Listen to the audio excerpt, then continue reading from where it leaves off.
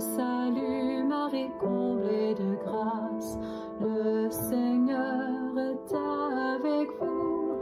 Vous êtes bénie entre toutes les femmes, et Jésus, votre enfant, est béni. Em nome do Pai, do Filho e do Espírito Santo, sede em meu favor, Virgem soberana, livrai-me do inimigo com o vosso valor. Glória seja ao Pai, ao Filho e ao amor também, que é um só Deus em pessoas três, agora e sempre, sem fim. Amém. Nossa Senhora, sede da sabedoria, rogai por nós. Em nome do Pai, do Filho e do Espírito Santo. Amém. No colóquio anterior, nós falamos sobre a eutanásia, situando de maneira bem simples e bem sintética, né? Em que consiste a coisa e qual o parecer da Igreja acerca de uma temática como essa. E nesse segundo colóquio, nós vamos falar brevemente também de outros termos que estão pouco associados, né? Por exemplo, distanásia, ortotanásia e também um termo que talvez esse seja ainda mais novo para você, que é a chamada mistanásia. Então, sempre o tanásia, né? Eutanásia, distanásia, ortotanásia, mistanásia, são expressões que etimologicamente têm sua raiz, né? Então, por exemplo, distanásia, a origem etimológica do termo está na língua grega, e dis significa mal ou algo mal feito, e thanatos, morte, né? Então, o que é a distanásia? Etimologicamente falando, é o contrário da eutanásia. Então, se a eutanásia é a abreviação da vida, a distanásia é o prolongamento da vida, né?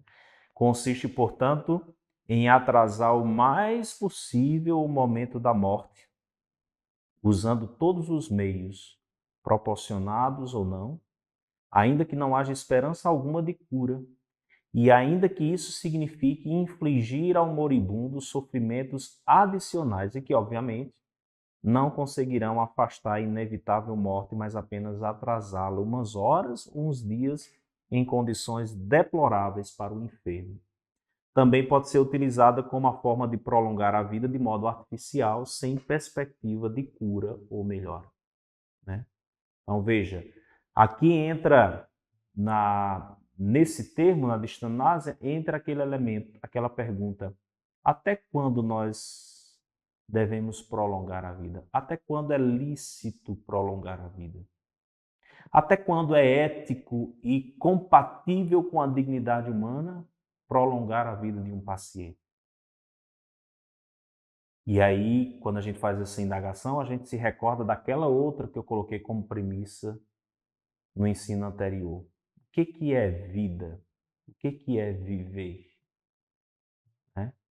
É simplesmente conferir condições médicas, biológicas, sanitaristas a um paciente? Ou viver implica também outros elementos, entende? Então, volto a dizer, o que é a distanásia? De um lado nós temos a eutanásia, a abreviação da vida. Do outro lado nós temos a distanásia, que é o prolongamento, às vezes, desnecessário da vida. Ou, um termo mais técnico, lembra que eu falei de obstinação terapêutica, né? De que é aquela coisa de suspender determinados recursos onerosos, perigosos e que não vão alterar muito o quadro do paciente. Pode ser moralmente aceitável em algumas situações. E na ocasião eu citei o texto magistério do Catecismo dizendo é a rejeição da obstinação terapêutica. Obstinação terapêutica é o mesmo que distanásia. Então, o que é a obstinação terapêutica? O que é a distanásia? A tentativa, o emprego de todos os meios para prolongar a vida de um paciente que já vive uma realidade que já se tem certeza de que é impossível que ele recupere sua saúde. Então, é lícito proceder assim? Quais as implicâncias éticas de uma situação dessa, né? Se, por exemplo, a pessoa está, vamos imaginar, num estado de sofrimento, no estado terminal, às vezes até num estado vegetativo, é lícito simplesmente prolongar os dias ou as semanas de um paciente desse e continuar muitas vezes infligindo sofrimentos desproporcionais, quando já se sabe de antemão que ele não será possível mais recobrar sua saúde e, portanto, é certo que ele de fato virá a óbito. Então, um pouco do que eu já citei no ensino anterior, de certa maneira, já responde. Então, se a igreja é contra provocar a morte, a igreja diz que pode ser moralmente aceitável, moralmente aceitável lidar de maneira acolhedora com a morte. Não é possível mais reverter o quadro, não é possível evitar a morte, então também não há razões simplesmente de infligir ao paciente sofrimentos desnecessários só para dizer que viveu mais alguns dias, mais algumas semanas. A igreja, segundo o seu discernimento e seu julgamento ético da situação, né, compreende que também não é necessário, não é preciso, não é justo impor ao paciente um fardo como esse. Percebam que nessas questões delicadas relacionadas ao fim da vida, assim como também ao início da vida, sempre é preciso muito discernimento, muito bom senso e, ao mesmo tempo, muita honestidade intelectual, profissional, sabe? Preciso muita ética para avaliar de maneira prudente e coerente situações assim. E se eu falava no colóquio anterior sobre a relação médico-paciente, eu diria, ampliemos esse tipo de relação para relação médico-familiares, né? Porque muitas vezes o paciente não está em condições de responder por ele. Mas aí é importante também essa relação médico-familiares para tomar uma decisão quando se trata de colocar-se diante de situações assim, tomar uma decisão que seja realmente coerente com a dignidade humana, já que se está diante de um ser humano ali. Sobre a doutrina da igreja a esse respeito, me parece que já está claro, né? A igreja compreende que se não é lícito abreviar a vida, também não é lícito prolongá-la sem ter perspectiva realmente de um retorno, de um reverter do quadro do paciente. Então, do mesmo jeito que a igreja se posiciona contrária à eutanásia, a igreja também se posiciona contrária à distanásia, né? Mas, afinal de contas, Vavá, a igreja então é a favor de quê?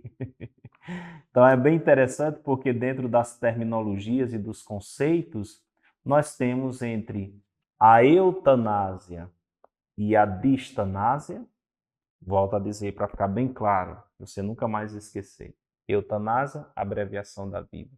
Distanásia, prolongamento da vida, sem perspectiva de que aquilo realmente seja eficaz. Qual é, então, o ponto de equilíbrio entre eutanásia e distanásia, ou obstinação terapêutica, né? O ponto de equilíbrio é exatamente um outro conceito chamado, que nós definimos como ortotanásia. Ortotanásia, ou morte correta. Morte em seu tempo certo, né? Morte digna, sem abreviações desnecessárias, eutanásia, e sem sofrimentos adicionais, distanásia. Então, o ponto de equilíbrio entre a eutanásia e a distanásia, nós teríamos exatamente a ortotanásia, né? Ou seja, a morte no seu tempo. Então, nem eu antecipo, nem eu prolongo, eu respeito também, utilizo, obviamente, todos os meios que sejam justos, razoáveis, para sarar, para curar aquele paciente, né? Utilizo os meios que estiverem à disposição, mas não há também uma preocupação excessiva em simplesmente prolongar a vida do ponto de vista biológico de um paciente, quando, na verdade, não há perspectiva nenhuma de que ele realmente venha a se recuperar totalmente. Então, é a morte digna e no seu devido tempo. E aqui entra um aspecto de serenidade, de tranquilidade em acolher essa realidade de maneira digna, digna. Isso tanto vale para nós, pessoalmente, como também, como eu disse no ensino anterior, quando porventura, estivermos diante de uma situação que envolve parentes nossos, pessoas de nossa família, né? A ortotanásia consiste na aceitação razoável da morte natural, preste muita atenção nisso, mediante eventual desligamento de aparelhos de manutenção artificial de uma vida nem sempre consciente. Isto não dispensa medidas analgésicas e humanistas cabíveis. Eventual assistência psicológica e religiosa também é importante, mesmo quando diminui a consciência e apressa a morte, como justificou Pio XII. Pio XII, num discurso sobre a anestesia, né? Já no ano de 1957, o Papa Pio XII já se pronunciava sobre isso. Ele dizendo que uma anestesia que tenha por finalidade diminuir as dores de um paciente, mesmo que traga como consequência a diminuição da consciência da pessoa e até o fato de apressar a morte, isso moralmente falando, não seria nenhum erro, não seria nenhum tipo de violação da dignidade humana, né? Então, a ortotanásia é, portanto, volto a dizer, a situação intermediária, o meio, o equilíbrio entre a eutanásia e a distanásia, certo? Então, acho que esse termo está bastante claro para você quando você escutar o que é eutanásia, o que é distanásia, o que é ortotanásia. A ortotanásia nós poderíamos definir, portanto, como a morte correta, ou o direito de morrer com dignidade, né? Então, segundo a perspectiva cristã, especialmente a perspectiva católica, volto a dizer, o magistério se pronuncia contrário à eutanásia e contrário à distanásia, mas diz que, de fato, a ortotanásia, que seria o equilíbrio entre essas duas dimensões, ela pode ser realmente moralmente aceitável, certo? Mas aí tem um outro termo além desses. Vou recapitular: eutanásia, distanásia, né? Ortotanásia, que é o equilíbrio, e tem também um termo, esse termo ele é relativamente recente dentro da bioética, né? Mas é um termo que nós chamamos de mistanásia. Mistanásia. Esse termo foi criado, inclusive por um moralista brasileiro chamado Márcio Fabri dos Anjos, um moralista bastante conhecido, escreve bastante sobre a temática, tem verbetes de dicionários escritos por ele, artigos científicos e tudo mais. Em 1989, Márcio Fabri dos Anjos ele cunhou essa expressão mistanásia. E antes dele cunhar essa expressão mistanásia, a elaboração desse conceito nasceu de uma espécie de insatisfação com um outro termo. Antes disso, nós tínhamos a chamada eutanásia social. Porque se a eutanásia, propriamente dita, ela diz respeito a uma pessoa, a um paciente, há um bom tempo atrás existia o conceito de eutanásia social.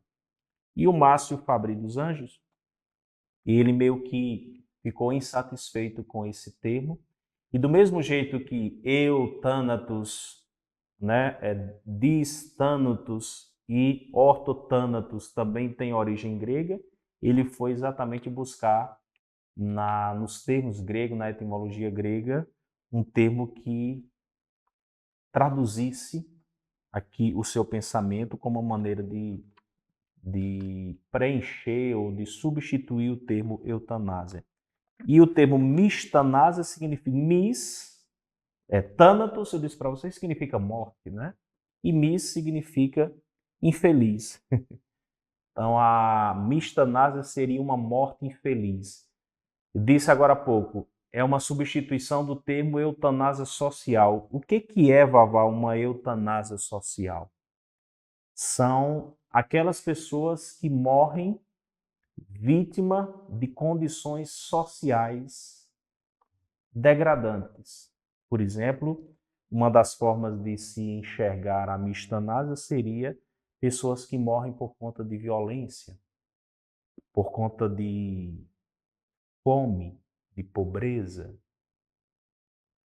Pessoas que morrem, vamos imaginar aqui, situações bem recentes de imigrantes que fogem de seus países, por exemplo, pelo mar Mediterrâneo, e acabam naufragando, né? Se expondo ali a um perigo extremo e morrem naquela situação. São alguns exemplos de mistanásia, ou seja, são realidades de morte, de vidas que são dizimadas e mortes que são provocadas por condições sociais muito concretas como essas que eu citei. Isso aqui são formas de mistanásia, né? Então, é uma espécie de eutanásia social, que envolve não apenas o indivíduo, mas envolve também diretamente a sociedade, estruturas sociais, condições econômicas dos países e das populações, né? Realidades de violência, de dependência química, realidades que envolvem também questões de mortes no trânsito. Tudo isso são alguns exemplos de mistanásia, que é um termo que exatamente traduz esse tipo de morte que envolve mais uma dimensão social, né? Então, sempre que você escutar esse termo, seja onde for, dentro da igreja ou fora da igreja, entenda que é de fato uma tradução de uma espécie de eutanásia, mas com caráter não mais individual e sim social, né? Então, eutanásia, distanásia, ortotanásia e mistanásia são 4 termos com os quais nós devemos nos familiarizar, sobretudo os 3 últimos, né? Já que o primeiro é relativamente já conhecido já, né? E escutamos isso com muita frequência, inclusive nas mídias, nos jornais e etc.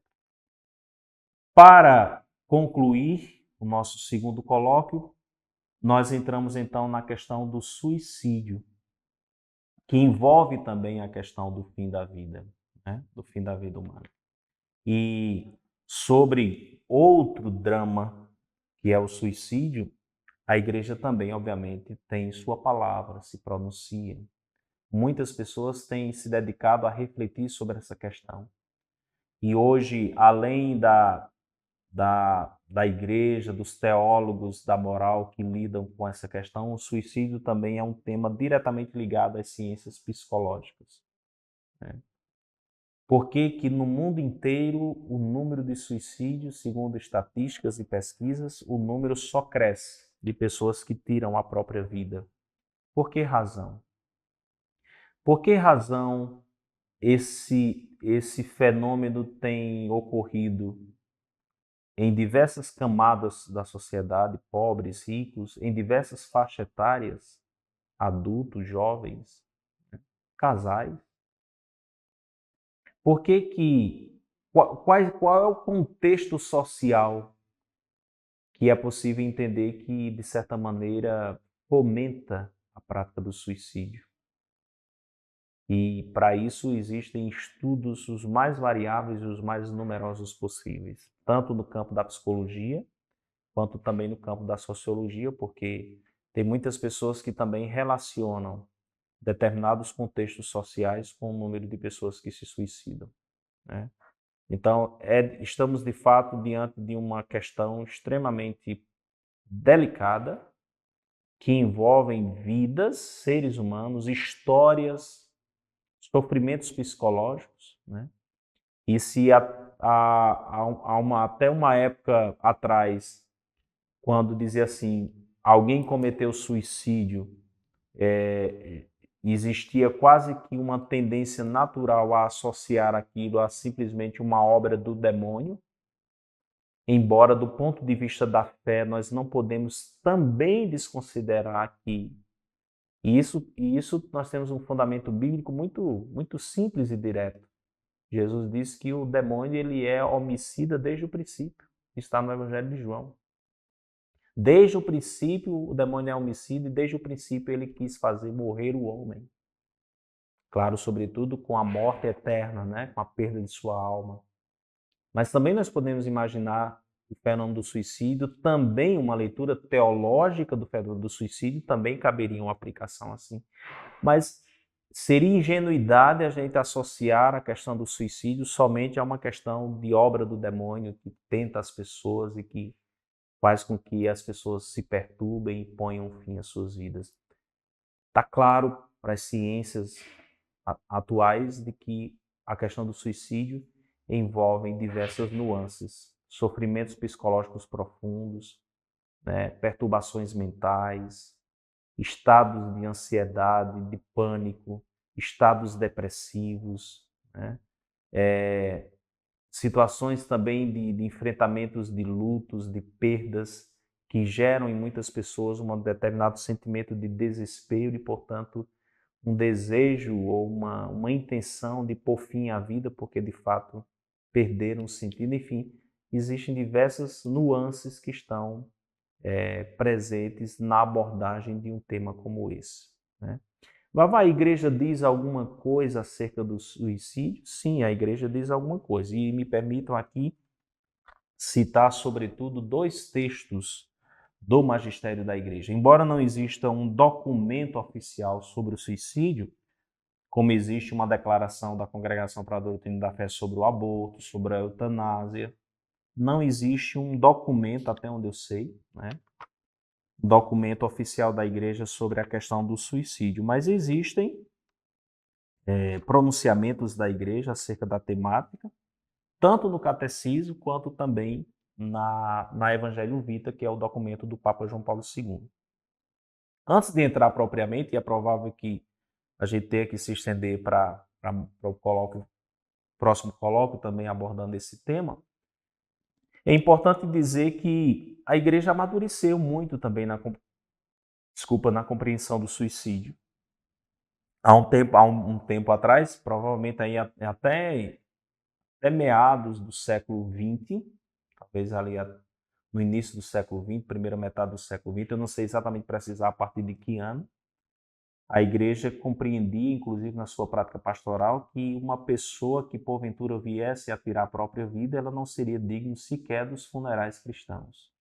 Ela não seria digna sequer de uma exéquia, ou de que o seu corpo fosse velado na igreja, por exemplo, numa matriz e tudo mais.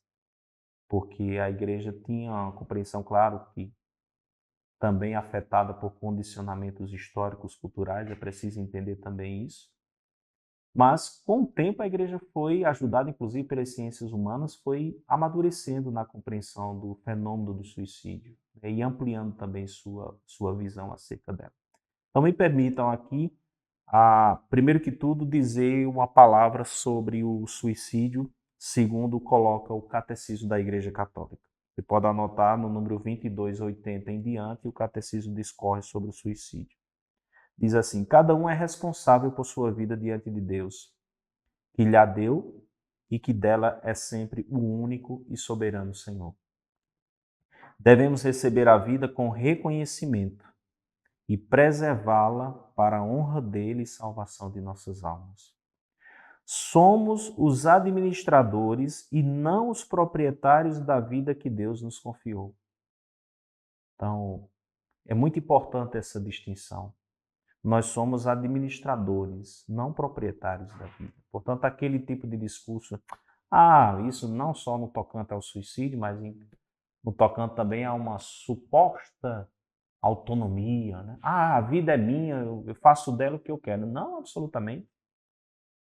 Eu não sou dono da minha vida, ninguém é dono da própria vida. A vida pertence a Deus, é Ele o dono, o proprietário, eu sou apenas administrador.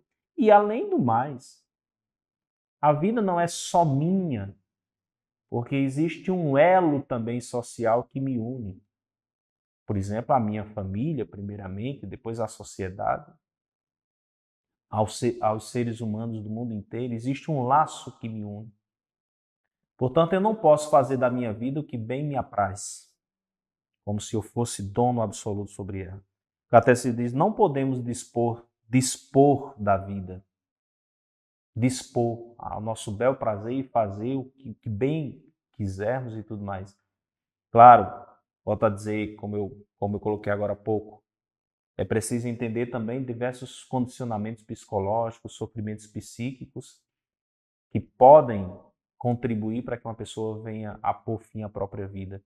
Mas, de modo geral, especialmente alguém que está em sã consciência, né, é preciso, de fato, levar esse princípio em consideração. Eu não posso dispor da minha vida como bem eu achar que devo dispor, né?